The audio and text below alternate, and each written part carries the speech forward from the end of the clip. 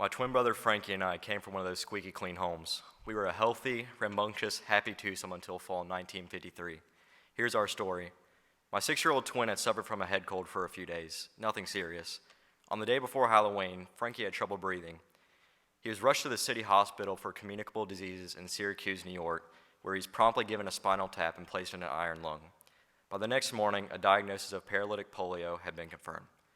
Frankie died on the evening of November 1st, 1953, just 61 hours after admission to the hospital. I was admitted to the same hospital with the diagnosis of paralytic polio on the night Frankie was buried. A few days later, my mother suffered a miscarriage. 8 children out of our first grade classroom of 24 were soon diagnosed with paralytic polio. 3 children died, including my twin. Ours was a story repeated all too often before a vaccine was available. This is a story of a woman named Janice Flood Nichols. She tells of how her brother Frankie and her were diagnosed with paralytic polio, and Frankie passed away after several agonizing hours in a hospital. Janice Nichols also tells how many of her classmates died of the same sickness. Thanks to vaccines, we must no longer fear diseases such as these. Vaccines have a long and controversial history. Edward Jenner created the first vaccine in 1796. The process of creating this vaccine was taking material from a blister of someone infected with cowpox and inoculating it into another person's skin. This was called arm-to-arm inoculation. Jenner discovered this method by observing that the milkmaids who had caught cowpox were immune to smallpox. The process described is how the first smallpox vaccine was invented. It was the building block to the creation of many other vaccines, which would save the lives of people around the world. Taking the work that Edward Jenner did with the first vaccine, scientists have created many more vaccines, like the MMR vaccine and the varicella vaccine. Due to the invention of these vaccines, parents can be at ease knowing that their children can be safe from the deadly diseases. In 1980, the World Health Assembly declared that smallpox had been eradicated, and no new cases of smallpox have been reported since. There is debate on whether parents should vaccinate their children or not. One reason is that parents are being given false information regarding the safety of vaccines. They may be unaware of the amount of testing and monitoring that goes into a vaccine. For example, one ingredient which raises a concern is a thimerosal. Thimerosal is a preservative and is used in vaccines. The reasons many believe this substance is harmful is because it contains the ingredient ethyl mercury, which is often confused with methyl mercury.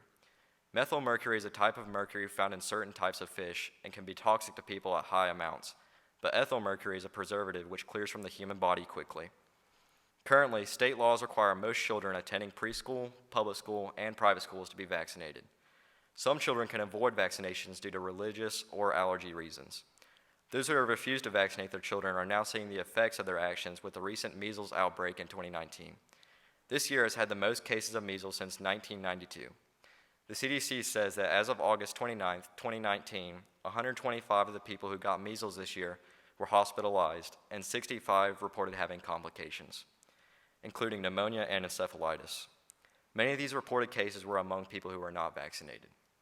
The definition of a vaccine is a preparation of killed microorganisms, living attenuated organisms, or living fully virulent organisms that is administered to produce or artificially increase immunity to a particular disease. Herd immunity is the process of establishing a community of vaccinated people in order to prevent the spread of a virus. Immunization is the treatment by vaccination of an organism for the purpose of making it immune to a particular pathogen. Parents ought to vaccinate their children for the good of the child and the good of society. First, parents ought to vaccinate their children because vaccines are safe. Second, they ought to vaccinate because vaccines are effective. And finally, parents ought to vaccinate because vaccines benefit the world. First, parents ought to choose to vaccinate their children because vaccines are safe. Vaccines are not simply invented and then released to the public.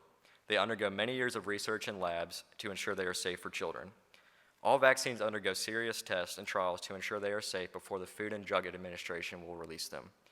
The Centers for Disease Control says a vaccine must pass 3 phases before being released. Phase 1 is when small groups of volunteers use the vaccines. Phase 2 is when the group is diversified and the drug is given to people of different age, gender, and health. Phase 3 is when the vaccine is given to thousands of people and tested for efficiency and safety. Vaccines are tested to make sure they work like they are supposed to. They also make sure that certain ingredients used during the production of vaccines are removed. Scientists also check to see that the vaccine is sterile and that there are no external germs in the vaccines.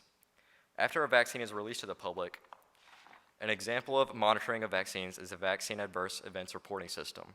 which allows parents, patients, or healthcare professionals to submit any reactions or problems that patient may experience as a result of the vaccine. They then determine if this side effect was purely coincidental or linked with the vaccine. Due to the amount of testing and safety measures that vaccines go through, parents have no need to fear that vaccines are unsafe. Not only are vaccines safe due to the testing they undergo, but they are also safe because the ingredients contained in vaccines are completely safe to be used. There are many rumors among vaccine opponents that the ingredients used in vaccines are very harmful and should not be used. However, these rumors are false. The ingredients that are put into vaccines are in such low doses that they are completely unharmful. Heidi Parker, Executive Director of Immunize Nevada, and Lynette Bellin, Director of Strategic Communications of Immunize Nevada, say it is true some vaccine ingredients could be toxic at much higher doses, but any substance, even water or the sun, can be toxic given a large enough dose. And at a very low dose, even a highly toxic substance can be safe. The main target for those who seek to discredit the safety of vaccines is the ingredient thimerosal. Today, it is only found in vaccines for influenza. Preservatives are necessary for preventing dangerous bacterial or fungal contamination. The reason some believe this ingredient to be dangerous is that they think it may contain methylmercury. However, no scientific study has found a link between ethylmercury and autism or any other harmful effects. Vaccines are also safe because they share no link with autism. In 1998, the premier British medical journal, The Lancet, published a study claiming a link between vaccines and autism. This article was a spark that ignited the vaccine and autism controversy. The media took this study and began publishing news stories that fueled the flame of an already sensitive topic. The problem is the study was never verified to be true. Even in the original article, The Lancet says that in the study, we did not prove any association with the measles, mumps, and rubella vaccine and the syndrome described. They later took back the publication of the study, basically saying they should not have published it in the first place. Some people believe thimerosal is a link between vaccines and autism. However, the CDC says that since 2003, there have been 9 CDC-funded or conducted studies that have found no link between the two, and as well as no link between the measles, mumps, and rubella vaccine and the autism spectrum disorder in children. Since then, thimerosal has been removed from all vaccines except the flu vaccine. This was done to remove mercury from vaccines as precautionary measures. Due to vaccines having no link with autism in children and the safety of vaccines, parents ought to vaccinate. Secondly, parents ought to vaccinate their children because of the incomparable benefit to their child. Vaccines are effective. Measles is a highly contagious disease and can leave the victim with painful red rashes on the skin and fever. The World Health Organization says that even though a safe and cost-effective vaccine is available, in 2017 there were 110,000 measles deaths globally, mostly among children under the age of 5. Before the measles vaccine was invented, measles caused 2 to 3 million deaths per year. Why would parents want to risk seeing their child suffer through one of these vaccines, preventable diseases, when they can be easily vaccinated and live a healthy and happy childhood? Due to the invention of vaccines, children can enjoy being young and healthy instead of most of their childhood being treated in a hospital. Vaccines benefit children and their own communities. Some children are unable to receive vaccines due to certain allergies they may have. For example, children who are allergic to eggs or gelatin may not be able to receive vaccines, leaving them vulnerable to the diseases vaccines prevent. The solution to this is the creation of a herd immunity. This is when a large group of people are vaccinated, lowering the chances of an outbreak due to the majority being immune. This is the method by which those who cannot receive vaccines stay protected. According to the CDC, there have been 704 reported cases of measles in 2019 alone. This is the largest outbreak in the U.S. since 1994, when measles was said to be eradicated in 2000. Babies who are not yet vaccinated must also be considered. Children do not receive all their immunizations until they are 12 to 23 months old. This means that they are susceptible to sickness until they reach the age to be vaccinated. When someone chooses not to vaccinate their children, it is putting others at risk. Parents ought to vaccinate their children so those who cannot are able to stay healthy. Vaccines benefit children all around the world. In the modern day, vaccines are taken for granted. People do not realize how much certain diseases impacted the world before the invention of vaccines. In the 1950s, there were more than 15,000 cases of polio-related paralysis in the United States alone. Polio would cause loss of muscle reflexes and severe pain in the muscles. Due to the widespread vaccination for the polio virus in the 20th century, the polio vaccine is no longer administered.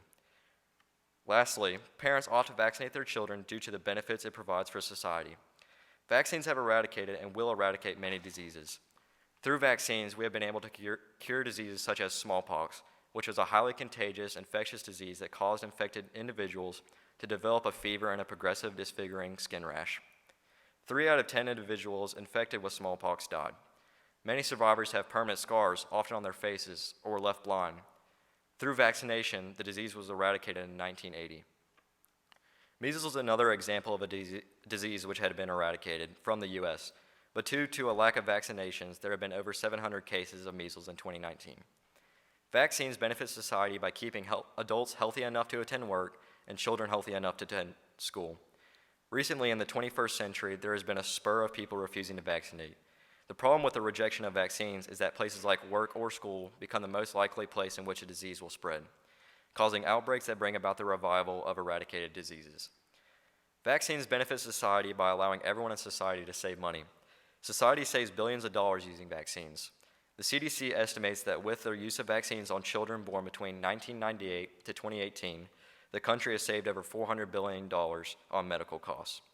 It costs over $140,000 to contain each individual case of measles. And with the recent outbreak, the country has spent over $260 million on containing measles alone. Daily costs for a hospital room can be upwards of $3,500. Imagine a child who's contracted measles and is hospitalized for a week. Even if the disease does not turn out to be life-threatening, this kind of expense is damaging to any family's income. Now add the cost of a hospital visit to possible future doctor's visits, medicine, and treatment. When someone who is sick does not have health care or insurance, their medical expenses come out of taxpayers' pockets. So by vaccinations, we can keep people healthy, saving money for everyone. These financial benefits are just a bonus to the health benefits already provided. Some people may oppose vaccines, believing they may contain fetal tissue. Vaccines for rubella and varicella and hepatitis involve growing viruses in human cell culture. Cell culture is the process by which cells are grown in stable conditions. In order to create a cell culture, you require 2 human cell lines. It is true that these cell lines were obtained from 2 legally aborted fetuses in the 1960s. These abortions were done because the mothers were infected with rubella and had an abortion so the child would not be infected with the disease. However, no more fetal tissue has been used since the original tissue was obtained, because some people may believe the vaccines require constant abortions for them to be produced. We know from Scripture that these abortions are morally wrong, and so some may see it unfit to use these vaccines. However, it is only used in the Varivax and MMR vaccine. The best way to approach this issue is to pray and see what God's plan for you is. The Catholic Church has been a long supporter of the pro-life movement. The Vatican said that when an alternate vaccine is unable to be given, that the administering of these vaccines is acceptable, especially when concerning the health of a child or the population. Some may also argue that parents should not vaccinate their children due to safety risks contained in vaccines. The main argument is that there is a link between vaccines and autism. There have been no studies conducted that have proved a connection between vaccines and autism. They say that thimerosal is the cause of the supposed link. This is false. The CDC has conducted over 9 studies testing a possible risk of thimerosal in vaccines and have concluded that there is no link between the 2. Another argument against vaccines is that they lack enough research to be considered safe. Vaccines go through years of research and testing before being released to the public. Even after a vaccine is released to the public, there is still constant monitoring of the vaccine through the different programs put in place by the CDC. Vaccines ought to be considered safe and reasonable means of keeping your child safe and healthy. They are a benefit due to the world due to how safe they are and the numerous benefits they provide for the child and society. 1 Timothy 5:8 says, "But if anyone does not provide for his relatives, and especially for the members of his household, he has denied the faith and is worse than the unbeliever." This scripture tells us that we are called to care and provide for the members of our household. We can do this by choosing to vaccinate our children. Would you as a parent do anything to keep your child safe? If so, why would you choose not to vaccinate your children and protect them from the numerous diseases which seek to harm them? Thank you.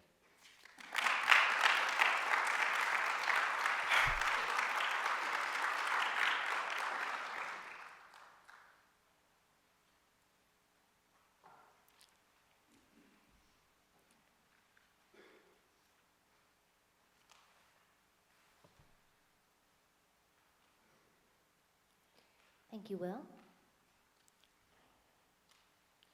Some pediatricians refuse to take patients if their parents refuse to vaccinate. Do you think that this is a good policy? Why or why not? Sorry, could you repeat the question? Yes. Some pediatricians refuse to take patients if their parents refuse to vaccinate. Do you think that this is a This is a good policy. Why or why not? I'm a bit confused by the question. What are they taking them for? Accepting them as patients. They won't see or treat a child who hasn't had vaccinations. Okay. I can't really put my input on that. I can see where it'd be an issue if the child is unable to be vaccinated due to certain religious or allergy reasons, because then there's no real alternative besides finding another doctor, which in certain situations may not be possible. If they are able to be vaccinated, I could see that also being a problem. It depends on the resources available for certain pediatricians. Yeah. Should the government mandate vaccines for those who can safely receive them? So at the moment, there are no laws in place that require vaccinations, but at the moment, like to be admitted into public schools, private schools, you are required to get certain vaccinations. And so at the moment, I think that should be all that's required, because places such as school are the main places in which disease can be spread. So I don't think they should require them. This question is long. Some vaccinations have been cultivated on stem cells taken from aborted fetuses, some strains of MMR, for example. This seems to present a moral dilemma to Christians who wish to vaccinate their children. Why does the medical industry show so little interest in developing different strains cultured from other sources, or at least establishing provenance to identify the source of vaccinations? So the cell lines that were taken from aborted fetuses the mother was infected with the virus that the vaccine was made from. And so I can see maybe a possible reason for them seeming to lack interest in making a new one is maybe because we just haven't found a way to make a new one yet. That could be the only reason. Also maybe cost productive, which morally would be wrong. And the ultimate solution to this would be just to pray to God and see the path He reveals to you, and whether you are morally convicted to take that vaccination or not. It's a personal choice. Just see how God speaks to you. What is your position on the flu shot? Well, I'm vaccinated with the flu shot. I've heard rumors that it does not, or it's not consistent, and this is mainly due to as the flu shot is supposed to work for up to 6 months, and as time goes on, the protectiveness of it decreases, and then also as the year goes on, the influenza virus can change, which it's hard for the flu vaccine to predict that. And so, I mean, I've never got the flu, so I'm proof. In the cases that you discussed concerning measles, were the people who were diagnosed with measles vaccinated? So out of the 704 cases of measles, 503 were unvaccinated and 201 were vaccinated. And from our research, I gathered that from the people who were unvaccinated, they were the main ones who were hospitalized with worse cases of it, or worse symptoms, excuse me. Are there any cases of vaccines being harmful? There's no real cases of it. There are symptoms that you can gain from it. The main three being some children can suffer from bruises in the area of the injection, maybe like a fever after the injection, or just stuff like that. Nothing really serious. Thank you, Will.